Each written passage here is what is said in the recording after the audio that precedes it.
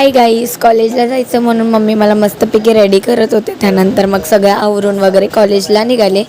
ये मुंबई रे बाबा, इधर भाग की ट्रेन पकडणं पडतं आहे. त्यानंतर मग क्लासमध्ये आले आणि बघा ब्रेक टाईममध्ये आमचं असं रील चालली होती. आणि हे रील बघून तुम्हाला कळलंच असेल की आम्ही कोणती रील करत होती. कळलं असेल तर नक्की कमेंट करा. घरी आल्यानंतर मस्तपैकी चहा पिले आणि आज ना मला मम्मीसोबत जरा बाहेर जायचं होतं. मग अशी ट्रान्झॅक्शन रील केली आणि मग मस्तपैकी रेडी झाले. या मम्मीसोबत फिरणं ना एक गुणाच असतो बाई, नुसते इथून तिथं गरगार गरगार गरगार फिरवत असते. आणि तुम्हा सर्वांना तर माहितीच असेल ब्रेस्ट फिडिंगचे वीक चालू आहेत. त्यामुळे आमच्या कॉलेजने आम्हाला एक प्रोजेक्ट दिलं, मग तेच प्रोजेक्ट करत होते. मस्तपैकी रात्रीचं जेवण केलं आहे आणि आज जेवणाला मस्तपैकी मटर पनीर केली होती, ज्याची रेसिपी मी ऑलरेडी अपलोड केली, जाऊन नक्की बघा.